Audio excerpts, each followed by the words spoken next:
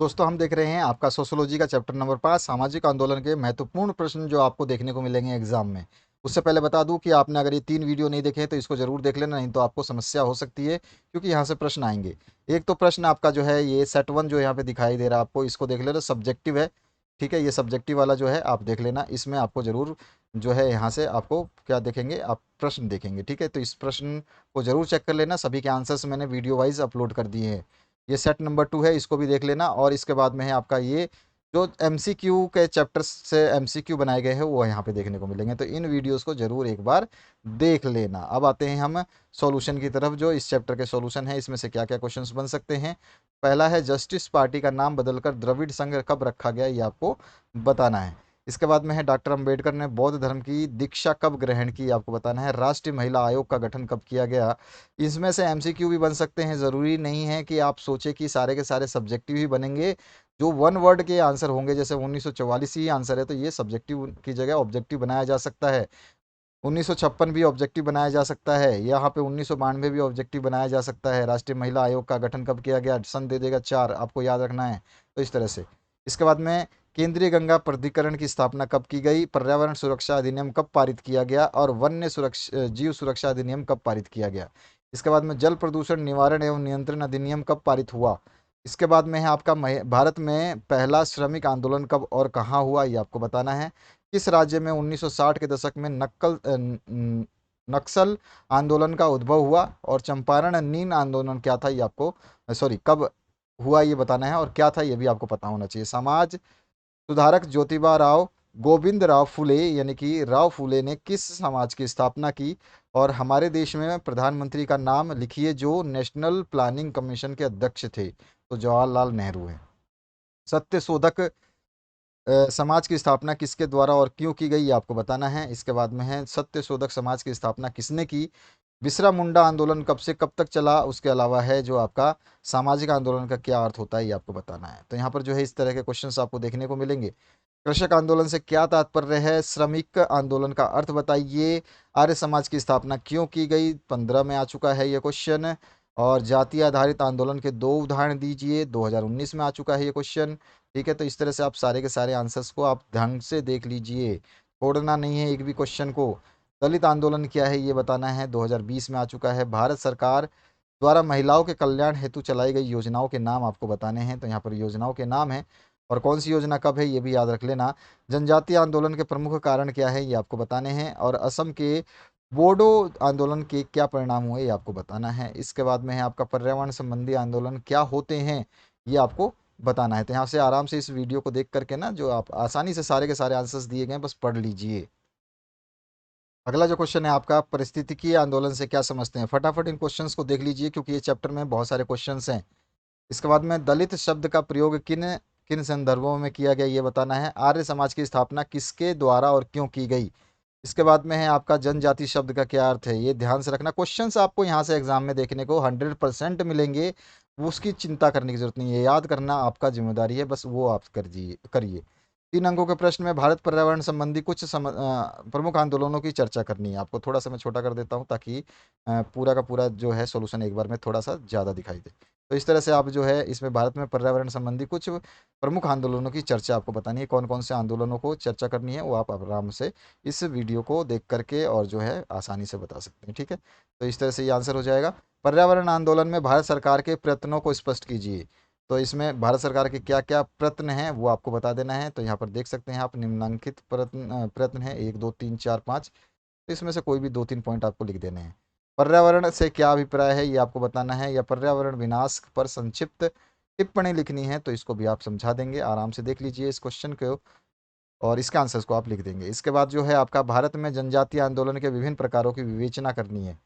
इसके बाद में है आपका नेक्स्ट क्वेश्चन, उसमें आप विवेचना करने के लिए ये पॉइंट्स को यूज़ करेंगे, देख लीजिए आप आराम से। इसके आगे चलते हैं हम नेक्स्ट क्वेश्चन की तरफ।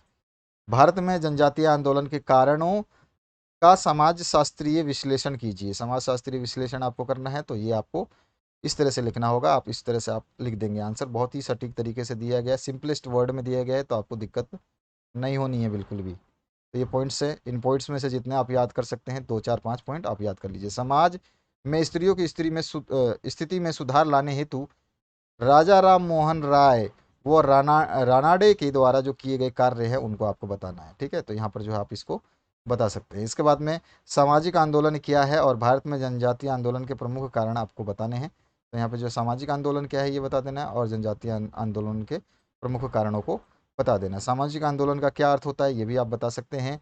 जनजातीय आंदोलन क्या है, झारखंड में जनजातीय आंदोलन के प्रमुख मुद्दे जो है उसको वर्णन करना है। तो आप यहाँ पे देख सकते हैं जनजातीय आंदोलन और झारखंड आंदोलन जो है यहाँ पे देखने को मिल जाएगा आपको। इसके बाद में है आपका इसका बचा हुआ पार्ट यहाँ पर है। आप आराम से पूरा वीडियो ध्यान से समझ समझ के देख लें, वीडियो को पॉज करके। अब आते हैं हम बड़े क्वेश्चनों की जरूरत, जो 5 अंकों के प्रश्न पूछे जाएंगे। तो दलित आंदोलन पर प्रकाश डालना है, दलित आंदोलन क्या था, कैसे हुआ, ये सब चीज़ें इसमें आपको बतानी होगी। इसके बाद में आते हैं हम नेक्स्ट क्वेश्चन की तरफ। राजा राम मोहन राय ने भी अपने विचार दिए हैं इसमें, वो चीज़ें आपको लिख देनी है। और भी है, स्वामी विवेकानंद का भी है तो वो भी आप लिख दोगे। इसके बाद में नारायण गुरुस्वामी जो है ये भी है। ठीक है, द्रविड़ आंदोलन वाला भी है। तो याद रखने हैं सारे, लेकिन इतना बड़ा याद नहीं रखना आपको, केवल थोड़ा सा याद रखना है। जितना आप सेटिस्फाई करें आंसर को उतना ही लिखें, ज़्यादा ना लिखें। ठीक है, बस यही है। यहाँ पे ज़्यादा लिखा गया तो इसका मतलब ये नहीं कि आप भी शुरू हो जाओ इस तरह से इतना बड़ा लिख दो। इतना लिखने में आपकी हालत ख़राब हो जाएगी, प्लस में नंबर भी ज़्यादा नहीं मिलेंगे। तो इससे कम से कम लिखे, बस मैंने आपको दिखाने के लिए बताया कि भाई ये चीज़ें होती हैं इसमें। भारतीय इतिहास के आधुनिक दौरे के कुछ प्रसिद्ध आदिवासी जनजातीय आंदोलनों पर प्रकाश डालना है। तो यहाँ पर जो है कौन कौन से आंदोलन हो सकते हैं आप यहाँ पे देखिए। ठीक है, विरोधपूर्ण आंदोलन भी है और खानदेश आंदोलन भी है, इस तरह से इसमें आ जाते हैं खानदेश आंदोलन। ठीक है, इसके बाद में आप आ जाइए नीचे की तरफ, और सांथल विद्रोह भी है। ठीक है, इसके बाद में बिरसा मुंडा आंदोलन भी है, ये भी आप कर सकते हैं, बिरसा। इसके बाद में सुधारवादी आंदोलन है, ये भी आप बता सकते हैं। तो पॉइंट तो आपको लिखने हैं, आप कौन सा पॉइंट लिखना चाहते हैं वो देख लीजिए। ठीक है, ये हो गया आपका राजा मोहिनी आंदोलन भी है। तो ज़रूरी नहीं है कि इतने सारे लिखो, कोई भी 4-5 आंदोलन लिख दो, बस सेटिस्फाई हो जाओगे। राजनीति आंदोलन भी है, इनमें भी आप डाल सकते हो, बहुत सारी चीज़ें हैं। ठीक है, आगे बढ़ लेते हैं हम। और गोडावना आंदोलन भी है, ये भी है इसमें। तो इन सभी आंदोलनों को एक बार ज़रूर पढ़ ले, क्योंकि कभी भी पूछ सकता है गोडावना आंदोलन क्या था, बाडो आंदोलन क्या था। तो इस तरह से कैसे पता चलेगा आपको, ये सारे क्वेश्चन तो बना नहीं सकते यहाँ पे, लेकिन उसका आंसर तो है। तो आंसर्स को आप ज़रूर एक बार ज़रूर चेक करें। पृथकवादी आंदोलन क्या था, नागा आंदोलन क्या होता है, टिप्पणी लिखिए। तो किसी पे भी आप ये मीज़ो आंदोलन क्या होता है, तो इस तरह से पूछ सकता है क्वेश्चन। तो ये का आपको ये याद रखना है। ठीक है, एकतावादी आंदोलन जो है उसको भी बताना है। इन सभी पे थोड़ा सा आप डिस्कस जरूर कर ले। अब अगला जो क्वेश्चन है इसमें, महिला आंदोलन पर एक समाजशास्त्री निबंध लिखना है। ये भी हमने देखा था क्वेश्चन, इस टाइप का क्वेश्चन आपको देखने को मिल सकता है। महिलाओं की इस बार जो है ज़्यादा प्रोत्साहन किया जा रहा है, ज़्यादा बढ़ावा मिल रहा है। तो ये चीज़ें जो है जिस हिसाब से क्वेश्चंस पूछे जाते हैं उस हिसाब से आपको याद रखनी है। यहाँ पर जो है ये आप कंप्लीट बता सकते हैं। ठीक है, इसके आगे यहाँ पर है आपका बचा हुआ पार्ट। और भी है थोड़ा सा, जो है दयानंद सरस्वती के बारे में बता सकते हैं, स्त्री शिक्षा के लिए क्या काम किए गए हैं, ये सब चीज़ें। तो आपको ये सारी चीज़ें पढ़ी हुई है, बस आपको एक बार थोड़ा सा आइडिया होना चाहिए कि लिखना क्या है। जनजातीय आंदोलन की प्रमुख विशेषताओं का वर्णन करना है, क्या होती है जनजातीय आंदोलन, इसकी क्या क्या विशेषताएं हैं ये आपको बता देना है। ठीक है, जैक 2014 का क्वेश्चन है। और ब्लूमर के अनुसार क्या है, कुछ विशेषताओं के आधार पर जो है ये रहा विशेषताएं। यहाँ विशेषताएं पॉइंट से लिखी गई हैं, 1 2 3। इसके बाद में आपका यहाँ 5 तक पॉइंट तक विशेषता है, इसके बाद में 6 पॉइंट विशेषता है। विशेषताओं की कमी नहीं है, आप विशेषता आपकी मर्जी है। स्त्रियों की समानता एवं अधिकारों के लिए 19वीं सदी में भारत में हुए समाज सुधारों आंदोलन का वर्णन करना है। स्त्रियों के लिए जो हुआ था वो भारत में महिला आंदोलन जो जो हुए थे आप बता देने हैं। इस तरह से इसका आंसर हो जाएगा। पैराग्राफ आप चेक कर सकते हैं। सेकंड पैसेज जो है यहाँ पर आ जाएगा। इसके बाद में आपका दूसरा जो पैराग्राफ है वो यहाँ पे लिख सकते हैं।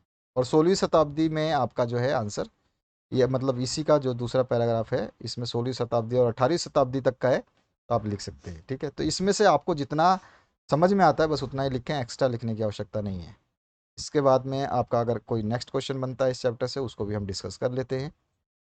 बहुत कुछ लिखा गया है, इतना लिखने की आवश्यकता नहीं है, बस एक बार ज़रूर नज़र मार लें कि आपको पढ़ना क्या है और लिखना क्या है। आपको ऑटोमेटिकली सब कुछ याद हो जाएगा। यहाँ पर जो है 6 क्वेश्चन, जनजाति जनजाति की परिभाषा दे और जातीय आंदोलन के कारणों की विवेचना करे। तो जैक 2015 में आ चुका है, ये जनजातीय आंदोलन है। इसकी परिभाषा बता सकते हैं, वही चीज़ है, क्वेश्चन थोड़ा सा घुमाता है, बाकी आंसर सारे आपको एक आंसर से 3-4 क्वेश्चन से देखने को मिलेंगे। जनजातीय आंदोलन के कारण क्या क्या हैं, ये पॉइंट वाइज आप बता सकते हैं आराम से। तो ये सारे के सारे हैं।